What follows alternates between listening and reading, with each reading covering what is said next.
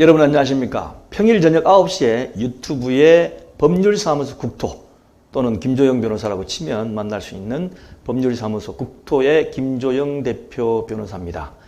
건설 전문 변호사의 유치권 분쟁 1강입니다. 유치권 여러분들 좀 말씀을 들어보셨습니까? 뭔가 들어본 거는 같은데 유치권이 뭔지 정확히는 모르고 계실 겁니다. 아마 유치권이 좀 복잡해요. 그래서 유치권에 대해서 하는 말씀을 드릴 텐데 이제 시리즈로 쭉 내가 아직까지 그런 경우에 닥하지도 않았는데 왜 내가 유치권에 대해서 알아야 되는지 거기에 관해서 오늘 설명을 좀 드리겠습니다. 먼저 강의 내용은 유치권이란 무엇인지 먼저 말씀을 드리고 그 다음에 이걸 왜 인정해 주고 있는지 좀 들어보시면 뭔가 좀 불공평한 것 같아요.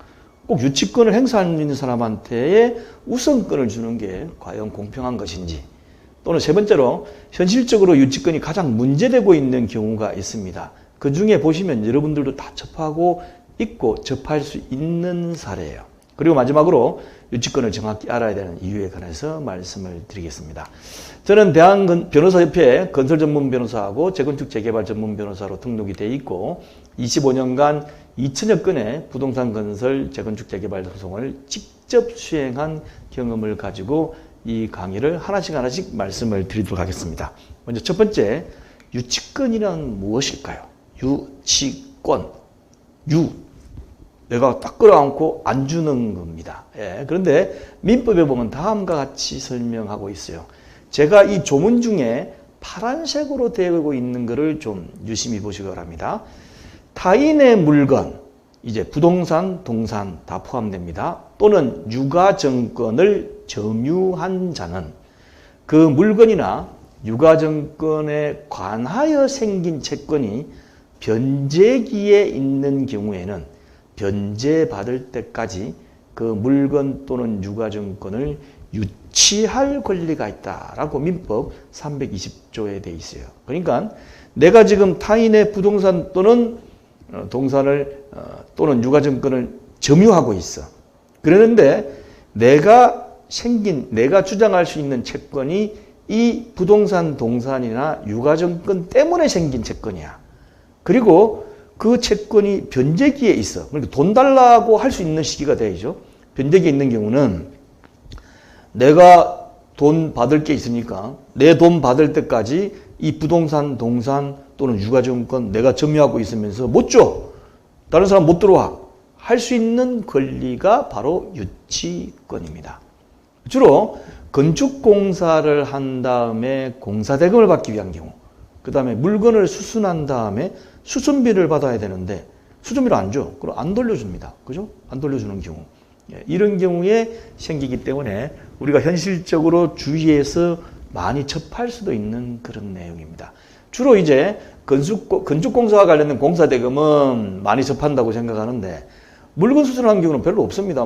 수리비 1, 2만 원 안 주면 당연히 1, 2만 원을 줘야 그 옷을 찾아온다든지 아니면 자동차를 찾아온다든지 이렇게 생각하기 때문에 그냥 주위에 흘러 넘어가는데도 불구하고 유치권이라는 게 존재함에도 불구하고 잘 그냥 인식을 안 하는 경우고 건축공사와 관련된 공사대금 관련해서는 굉장히 심각하게 부딪히고 있습니다. 자, 그럼 두 번째, 왜 그럼 유치권이라는 걸 인정해 주고 있느냐?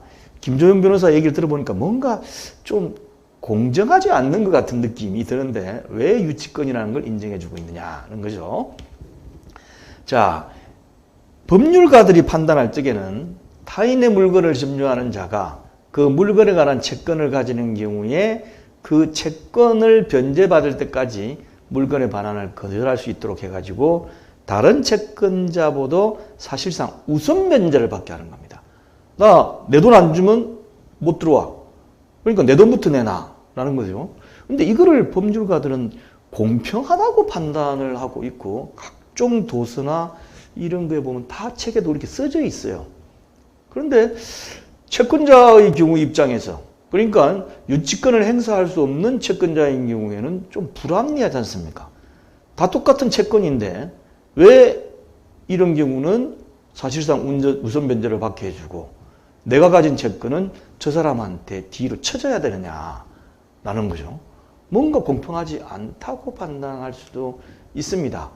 그래서 제 생각에는 다른 채권보다 사실상 유치권자한테 우선 변제권을 받게 해준 것이 과연 공평한가라는 것에 대해서 의문점을 가지고 있어요. 그런데 현실적으로 만약에 유치권을 인정을 안 해준다. 그러면 주로 공사나 수리를 하는 경우에 이제 발생한다고 말씀을 드렸는데 그 사람들이 공사하고 수리를 시컷 해놨더니만 수리비도 못 받고 다른 채권자가 있으면 뺏길 수밖에 없다라고 한다면 공사비나 수리를 꺼려 할 수도 있지 않겠습니까? 위험 부담이 너무 큰 거죠. 그래서 인정해 줘야 될 필요성이 있는 게 아니냐라는 현실적인 필요성은 있습니다. 그러나 공평하다.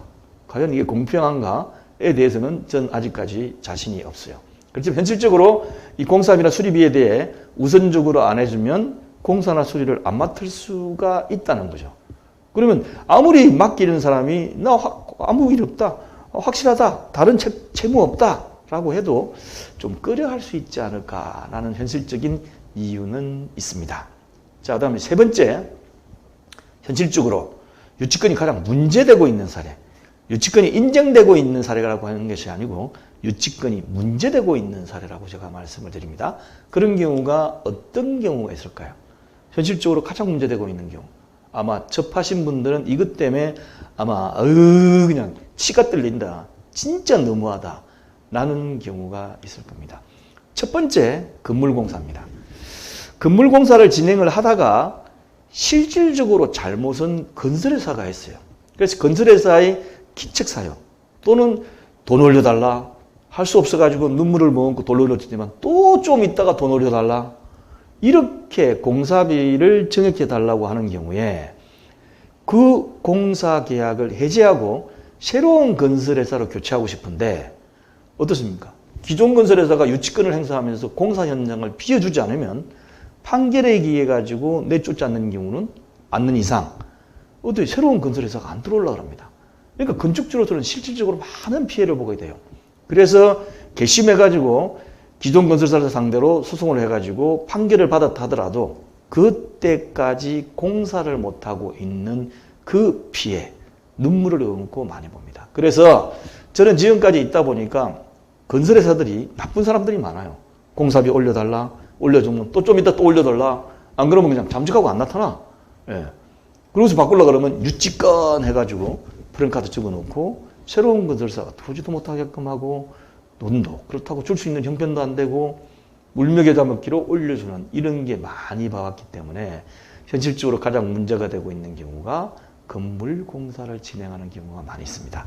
그래서 이것으로 이래 가지고 유치권을 행사하는 경우가 있으면 부동산 경매가 진행 중인데 유치권 행사자 때문에 경매 절차가 진행이 안 됩니다. 왜냐하면 경락받아봤자 유치권자한테 돈을 우선적으로 줘야 되기 때문에 경락을 잘못 받으면 손해를 보거든요. 그래서 경락을 안 받고 계속 딜레이가 되는 경우가 있습니다. 이런 두 가지 경우 때문에 가장 현실적으로 문제가 되고 있기 때문에 제가 이 강의를 이제 시작을 1강부터 하는 겁니다. 자, 그러면 네 번째로 유치권은 왜 정확히 알아야 되느냐. 지금 벌써 답 나왔습니다.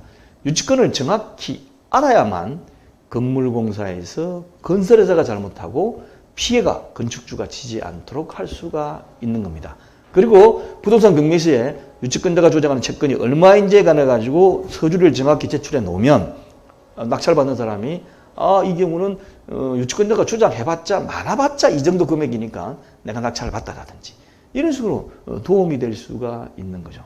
그래서 먼저 첫 번째 건물공사에서 건축주가 피해를 보지 않도록 하기 위해서 실질적으로 잘못한 사람은 건설회사인데 이런 경우에 도움을 드리기 위해서 제가 1강부터 계속해서 오늘부터 진행을 하겠습니다. 그래서 계속해서 올라오는 유치권에 관련된 것을 어떻게 보시려면 유튜브에서 오른쪽에 더보기란에 들어가시면 어떻습니까? 밑에 재생 목록이 떠요. 그 재생 목록에 제가 유치권을 올려놓을 테니까 그걸 클릭하시면 오늘부터 이제 1강, 2강, 3강, 4강 차근차근히 올라갈 테니까 한번 다 끝까지 보시고 나는 핸드폰으로 보는 것보다 홈페이지를 보는 게 낫겠다 싶으면 홈페이지로 들어오신 다음에 쉽게 푸는 부동산 법률 지식 7째 강의에 유치권 분쟁이 있습니다. 클릭하시면 제가 차근차근 넣어놓도록 하겠습니다. 자, 그러면 다음 시간에 또 유치권에 관해서 한번 알아보도록 하겠습니다. 감사합니다.